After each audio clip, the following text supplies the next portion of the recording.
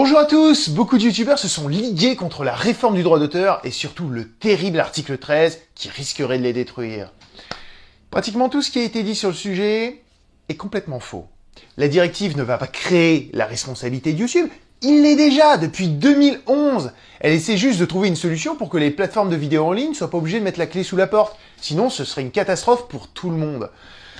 En plus, cette directive, elle protège les youtubeurs.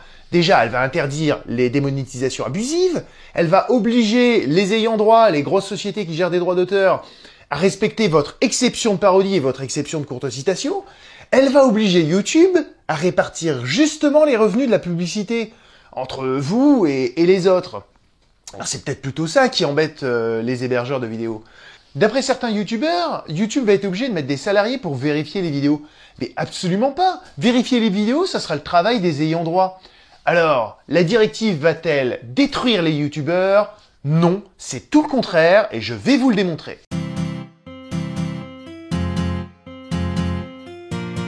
Aujourd'hui, si vous mettez en ligne une vidéo qui contient une image ou 10 secondes de musique qui ne vous appartient pas, vous êtes passible de 300 000 € d'amende et 3 ans de prison.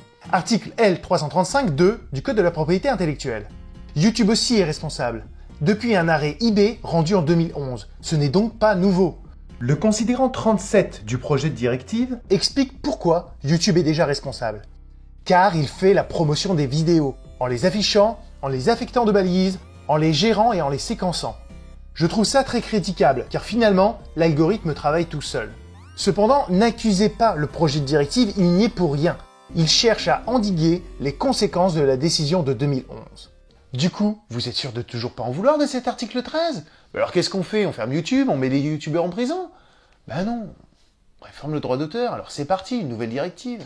L'article 1er de la directive prévoit que le droit d'auteur et la responsabilité limitée des hébergeurs resteront inchangés. Les exceptions de parodie, de critique, de courtes citations seront donc conservées. Alors qu'est-ce qui va changer pour YouTube ? L'article 13.1 oblige YouTube à signer des contrats avec les ayants droit. L'hébergeur est donc privé de sa liberté contractuelle. Si l'ayant droit accepte qu'on utilise ses œuvres, YouTube sera protégé grâce au contrat. L'utilisateur, lui, sera protégé grâce à l'article 13.2. Grâce à l'article 13.2, vous pourrez en toute impunité utiliser des œuvres des ayants droit qui ont contracté avec YouTube, sauf si vous les utilisez à des fins commerciales. Qu'est-ce qu'une fin commerciale ? Le fait de monétiser sa vidéo ? Non, en tout cas je ne pense pas. Ce serait confondre activité commerciale et activité économique. En plus, ça entrerait directement en contradiction avec l'article 14. Alors, qu'est-ce qu'une fin commerciale ? Ce serait le fait d'utiliser l'œuvre pour une publicité. Cela étant, si l'ayant droit n'est pas partenaire de YouTube, vous n'aurez toujours pas le droit d'utiliser ces œuvres. Ils devront coopérer ensemble pour retirer les contenus. À moins bien sûr que vous bénéficiez d'une exception au droit d'auteur, article 13.2 bis. Alors faites-vous plaisir, sortez des parodies, des critiques de films, vous avez le droit. Article 13.2 ter prévoit tout un dispositif pour protéger la liberté de création des utilisateurs. Oui, pour protéger les youtubeurs. Imaginons que vous ayez utilisé des extraits de vidéos pour la critiquer. A priori, vous bénéficiez d'une exception au droit d'auteur. Mais l'ayant droit pourrait quand même chercher à revendiquer la vidéo. Alors qu'est-ce qu'on fait ? L'article 13 prévoit une solution. L'hébergeur doit mettre en place un système de recours effectif et rapide. L'article 13 est en train de nous réinventer l'eau chaude. Le droit français permet déjà d'aboutir à cette solution. Je vous l'ai dit dans ma vidéo sur la démonétisation abusive. En plus, YouTube a déjà mis en place ce système avec Content ID.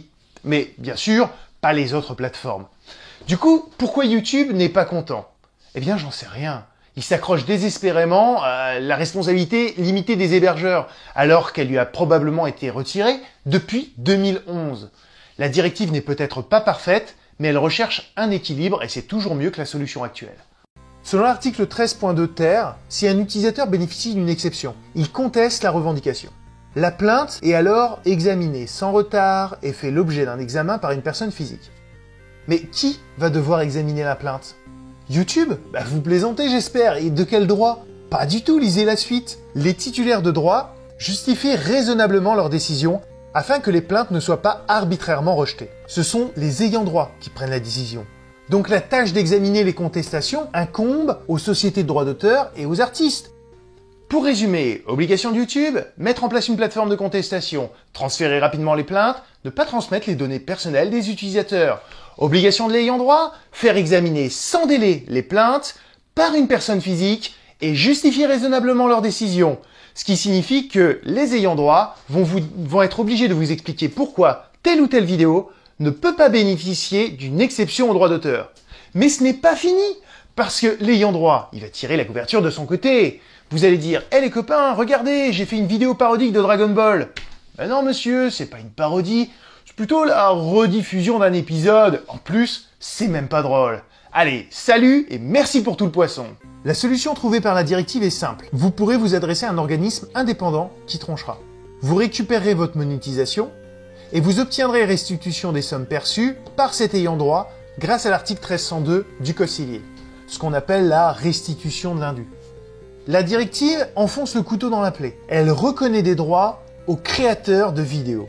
Selon l'article 13.1, les plateformes comme YouTube doivent conclure des contrats de licence justes et appropriés avec les titulaires de droits.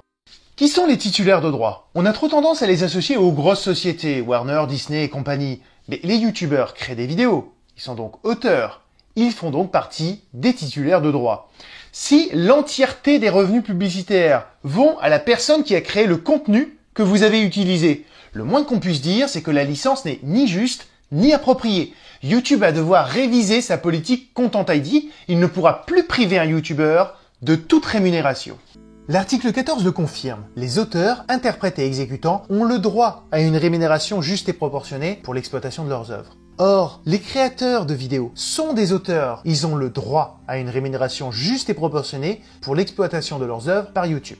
Seuls les créateurs distribuant leurs œuvres sous licence libre ne pourront pas en bénéficier. Autrement dit, la seule condition pour que vous ayez le droit à une rémunération juste et proportionnée, c'est que vous ayez choisi la monétisation. Car alors, YouTube est le seul à exploiter commercialement votre création. De plus, il devra vous informer des recettes réalisées, ainsi que la part qui vous est due, en tenant compte de l'importance relative des contributions individuelles.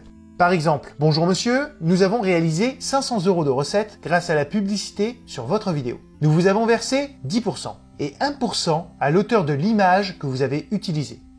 L'article 15 va encore plus loin. Si vous vous rendez compte que votre rémunération est exagérément faible par rapport aux recettes et bénéfices, vous pouvez exiger une rémunération supplémentaire.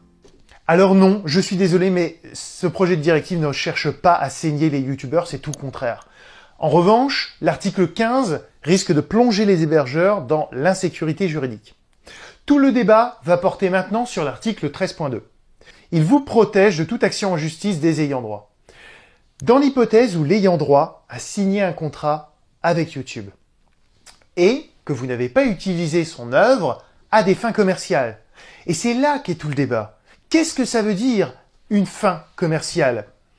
A priori, vous aurez le droit de monétiser les vidéos. La seule chose que vous n'aurez pas le droit de faire, c'est de faire une vidéo de publicité qui contient une œuvre sur laquelle vous n'avez pas d'autorisation. Mais c'est possible que les parlementaires français, lorsqu'ils vont transposer la loi, ils décident que, fin commerciale, ça recouvre aussi la monétisation des vidéos sur YouTube. C'est tout à fait possible. Donc s'il y a un combat à mener, c'est sur ce point-là, sur l'interprétation de la fin commerciale. Pour ma part, je considère que les deux solutions sont très bien. Parce que actuellement, vous êtes responsable pour les contenus mis en ligne. Demain, il y aura certains contenus que vous aurez le droit d'utiliser. Dans tous les cas, cette directive, elle a quelque chose de bon. C'est qu'elle va renforcer les exceptions aux droits d'auteur. Elle va renforcer leur effectivité et désormais vous pourrez les utiliser beaucoup plus facilement. Bon, j'espère vous avoir aidé à y voir plus clair. Dans ma prochaine vidéo, je vous expliquerai ce que recouvrent vraiment les exceptions aux droits d'auteur. N'hésitez pas à commenter et à partager. Merci d'avoir regardé et à bientôt. Vous souhaitez en savoir plus? C'est bien normal. Allez voir mes vidéos sur la responsabilité des hébergeurs et sur la démonétisation abusive.